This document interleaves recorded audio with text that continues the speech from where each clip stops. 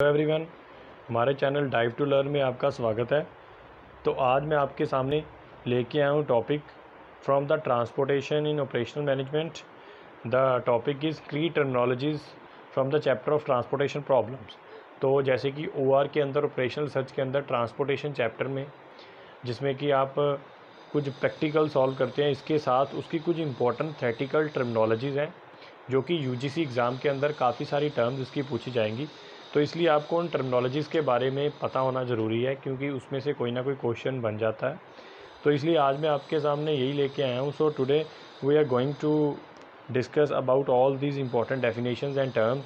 So let's start with the topic. लेकिन शुरू करने से पहले एक चीज़ फिर बताऊँगा कि आप हमारे चैनल को अगर सब्सक्राइब नहीं किया तो सब्सक्राइब कीजिए, और अगर आपको यूजीसी नेट कॉमर्स के लिए फुल ऑनलाइन कोर्सेज़ की रिक्वायरमेंट है तो हमारे दिए हुए नंबर्स के ऊपर आप कांटेक्ट ज़रूर करें, और एज़ वेल एज़ अगर आपको ये मेरा वीडियो अच्छा लगे तो इसको लाइक करें। सो let's start. First of all, the transportation problems in operational research और व्हाट दीज ट्रांसपोर्टेशन प्रॉब्लम्स। हमको ये देखना होगा, सबसे पहले शुरू करने से पहले ये पता होना ज़रूरी है कि ट्रांसपोर्टेशन प्रॉब्लम बेसिकली है क्या इसके अंदर। तो सबसे पहले हम यही देखते हैं ये क्यों ट्रांसपोर्टेशन प्रॉब्लम जो है हम कर रहे हैं, क्या पर्पस है इनका करने का और क्या इससे हम कर पाएंगे। So the transportation problem in operational research is concern with finding the minimum cost of transporting a single commodity from a given number of sources. तो क्या मतलब है इसका कि आप कितनी कमोडिटीज़ को, मिनिमम नंबर ऑफ कमोडिटीज़ को एक जगह से दूसरी जगह पर मूव कर रहे हैं with the minimum possible cost of transportation. मतलब जब भी आप किसी जगह से दूसरी जगह तक गुड्स को लेके जाएंगे तो उस पर कोई ना कोई खर्चा होगा ट्रांसपोर्टेशन का। तो how you can minimise this transportation expenditures, क्योंकि जैसे आपको पता ही होगा कि operational research not only use in commerce subject, ये इंजीनियरिंग लाइन में भी यूज़ हो रही है, as well as commerce field में भी यूज़ हो रही है, और भी बहुत सारी फील्ड्स के अंदर यूज़ हो रही है। लेकिन कॉमर्स के अंदर स्पेशली ये क्यों यूज़ हो रही है, इसका पर्पस क्या है। जैसे बिज़नेस के अंदर हम देखते हैं कि बहुत सारी गुड्स हैं जो गोडाउन से फैक्ट्री और फैक्ट्री से गोडाउन मूव हो रही हैं।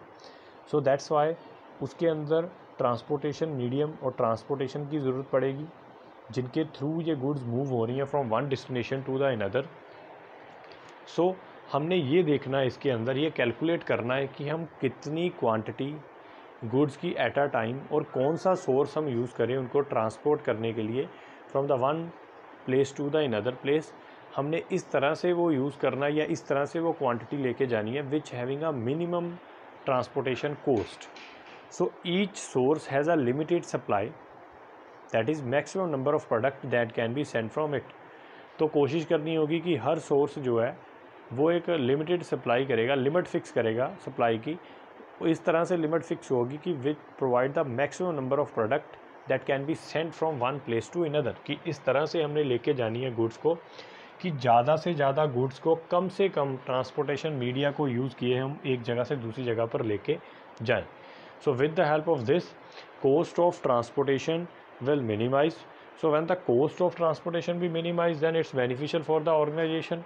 So that's why with the help of transportation problem, we have number of methods with the help of which we can find out the transportation cost and select those destination or method of transport the goods from one place to another place which having a minimum possible cost.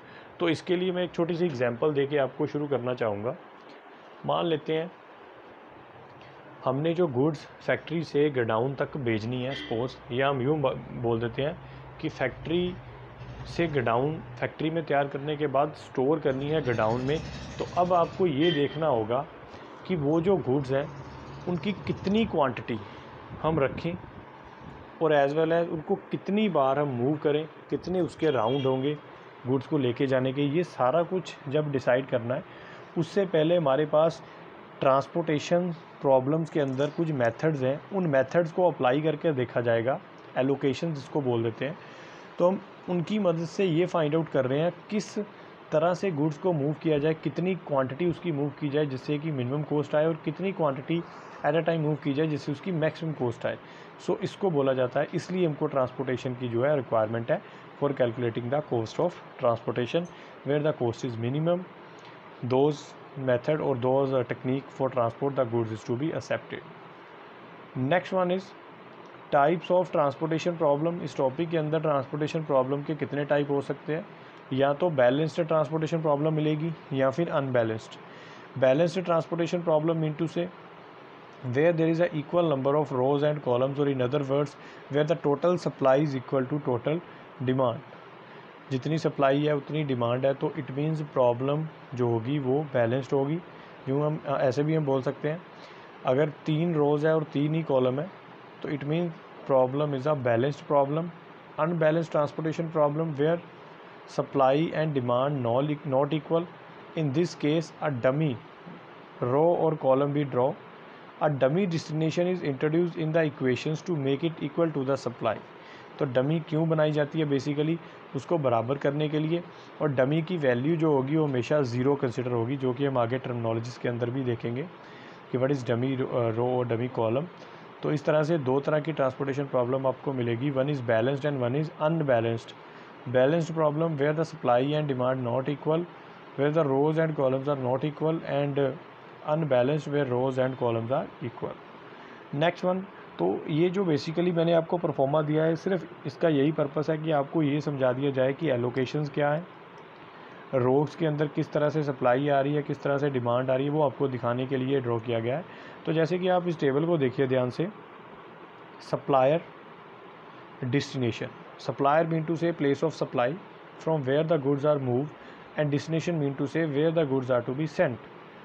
तो यहाँ पर आप देख सकते हैं supplier represent with the help of rows, ये row की मदद से इसको दिखा रहे हैं हम सप्लाई को, एंड डेस्टिनेशन मीन टू से demand with the help of column. तो अब यहाँ पर आप देखिए, एक जैसे फर्स्ट वाला है सप्लायर 1 और destination 1 donate with the C11। यहाँ पर C11 का मतलब क्या है, first row and first column, because row multiply by column m into n, because ऊपर आप देख सकते हैं sources are represented by the rows while the destination are represented by columns। In general, a transportation problem has m rows and n columns, m rows and n columns। The problem is solvable, तब solve होगी if there are exactly m plus 1 minus n, mean to say row plus column minus 1, that is basic variable, then you can solve this problem। so यहाँ पर m कितने आप count कर सकते हैं, m का मतलब हमने ऊपर जैसे देखा है m इंटू से रोज, तो रो गिनेंगे आप, supplier 1, supplier 2 and supplier m, there is total 3 rose.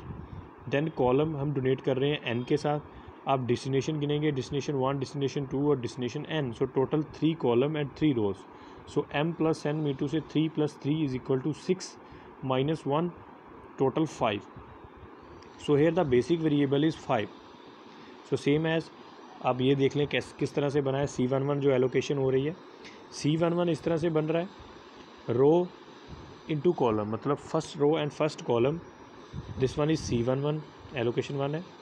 Next है C12 mean to say first row second column, C1n first row nth column. तो इस तरह से बाकी के हमारे पास बन रहे हैं। तो ये थी हमारे पास allocation, row multiply by column m into n। Now move on next one. Next one, some important terms. First one is feasible solution, that denoted with our short name is FS. A feasible solution to the transportation problem is set a non-negative allocations that x mn mean to say rows into columns where greater than 0। यहाँ पर जो x i j का मतलब हो गया आपका mn मिनटू से, यहाँ पर रो और कॉलम जो है वो 0 से ऊपर हैं, और नॉन नेगेटिव एलोकेशन मिनटू से पॉजिटिव एलोकेशन है, कोई भी नेगेटिव एलिमेंट नहीं है एलोकेशन के अंदर, सारे नॉन नेगेटिव हैं। और जो एक्स आई जे है, एक्स एम एन है, मिनटू से रो और कॉलम है, multiply row multiply by column जो है वो उसकी वैल्यू जो है ग्रेटर देन 0 है, इज़ इक्वल टू 0 नहीं है, 0 से कम भी नहीं है, ग्रेटर देन 0 है, देन इस रो और कॉलम को बोला जाएगा, इसको बोला जाएगा सोल्यूशन को फिजिबल सोल्यूशन। तो आप एक बार इसको याद रखना अच्छे से यूजीसी नेट के लिए, नॉन नेगेटिव एलोकेशन जो होगी फिजिबल सोल्यूशन के अंदर, जो पॉजिटिव होगी मिनटू से, उसमें x I J mean to say rows into column greater than 0, such solution known as feasible solution. Next one is non feasible solution where the positive allocation of rows and column exactly is equal to m plus 1 minus n, mean to say वो रोज़ और column जो है -1 करने के बाद जो value आएगी उसके इक्वल होगी पॉजिटिव एलोकेशन, उसको बोला जाएगा सोल्यूशन को नॉन फिजिबल सोल्यूशन। सो इसमें रोज़ और कॉलम में से एक माइनस करना है तो आपको मिलेगा बेसिक फिजिबल सोल्यूशन। तो उस बेसिक फिजिबल सोल्यूशन, वो बेसिक फिजिबल सोल्यूशन अगर इक्वल है, बराबर है आपका पॉजिटिव एलोकेशंस के, तो known as non feasible solution. Next one, a dummy origin और destination. What is a dummy origin? So हमने ऑलरेडी अनबैलेंस्ड इक्वेशन के अंदर देखा था डमी के बारे में, अब हम उसको डिटेल में देख रहे हैं। Unbalanced transportation problem balanced with the help of dummy origin. अगर कोई प्रॉब्लम अनबैलेंस्ड है, unbalanced mean to say where rows and columns are not is equal to each other, और we can say that where the demand and supply is not equal, तो उसको हम बोलेंगे unbalanced problem. तो unbalanced transportation problem is to be balanced with the help of by drawing the dummy row और dummy column that depend on the situation. अगर supply कम है then उस हिसाब से आपको ड्रॉ करना पड़ेगा डमी कॉलम, अगर डिमांड कम है तो उस हिसाब से आपको ड्रॉ करनी होगी dummy row. So start with the dummy row. If the total demand is greater, अगर डिमांड ज़्यादा है तो आपको डमी सप्लाई ड्रॉ करनी होगी and the value of the dummy is always zero. And in the case of dummy column if supply is more than you have to draw the dummy column, sorry अगर supply ज़्यादा है तो आपको dummy demand draw करनी होगी with the zero, तो उसकी value होगी ज़ीरो। तो इस तरह से डमी रो और कॉलम तभी बनाया जाएगा अगर डिमांड और सप्लाई इक्वल नहीं है, बराबर नहीं है, अनबैलेंस्ड, अगर अनबैलेंस्ड ट्रांसपोर्टेशन प्रॉब्लम है उस केस में। तो इसमें आपने जो इम्पोर्टेंट याद रखना है वो ये है कि यूजीसी नेट एग्ज़ाम में अगर आपको ये पूछा जाए कि इज़ दिस प्रॉब्लम और what is a unbalanced problem, तो आप बता सकते हैं कि अनबैलेंस्ड प्रॉब्लम वो प्रॉब्लम है वेयर रोज़ और columns are not equal as well as, ऐसे भी हो सकता है वेयर सप्लाई और डिमांड नॉट इक्वल, तो उसको बराबर करने के लिए you have to draw the dummy row as well as the dummy column. So this one is a dummy origin. Next one is optimal solution, a physical solution which we have already discussed is set to a optimal solution if it minimize. जो physical solution हमने देखा था जिसमें M N जो है M into N greater than zero था, अगर वो फिजिकल सोल्यूशन है but the cost of transportation भी minimum, known as optimal solution. यहाँ पर कम से कम हमको कॉस्ट पड़ रही है ट्रांसपोर्टेशन की, तो उस फिजिकल सोल्यूशन को बोला जाएगा optimal solution. Next one is degenerate basic physical solution. So a basic physical solution in which the total number of non negative allocation, तो ये भी इंपॉर्टेंट है, ये भी आ सकता है डीजनरेट और degeneracy basic physical solution. Basic physical solution in which the total number of non negative allocation, यहाँ पर पॉजिटिव एलोकेशन जो होगी इज़ लेस देन, तो आपने फिजिकल के अंदर देखा था ग्रेटर देन, यहाँ पर आ रहा है less than m plus n minus one. तो अगर नॉन नेगेटिव जो एलोकेशंस हैं वो छोटी हैं, लेस हैं from the m plus n mean to say row plus column minus one से, उसको हम बोल देते हैं degenerate basic physical solution. Next one is non degenerate basic physical solution. अब basic physical solution with m into N mean to say कि यहाँ पर बेसिक में हमने देखा था, पिछला जो सोल्यूशन हमने देखा था उसके अंदर हमने देखा था कि जो हमारे पास m इंटू एन थी non negative mean to say positive allocation वो लेस थी। अब इसके अंदर क्या है, यहाँ पर क्या होगा, non generate if the total number of non negative allocation mean to say positive allocation is exactly is equal to m plus n minus one. तो मतलब क्या है, इसके अंदर लेस नहीं है जो m इंटू एन है, इसके अंदर जो m इंटू एन है वो इज इक्वल है to the m plus one minus n। तो इसको क्या बोला जाएगा, non degenerate basic solution. And next one, last one, these m plus n minus one allocations are independent position. तो ये जो m प्लस n होगी माइनस वन होगी, ये इंडिपेंडेंट पोजीशन के ऊपर होगी, मतलब जो एलोकेशन होगी वो किसी के ऊपर डिपेंड नहीं करेगी, तो बनेगा आपका non degenerate basic physical solution. तो ये तो सारे हमारे पास इंपॉर्टेंट टर्मिनोलॉजी ऑफ ट्रांसपोर्टेशन, तो ये इंपॉर्टेंट टॉपिक है, आप इसके की पॉइंट्स को याद कीजिए, ये एग्ज़ाम के अंदर आपको ज़रूर देखने के लिए मिलेंगे। तो थैंक यू।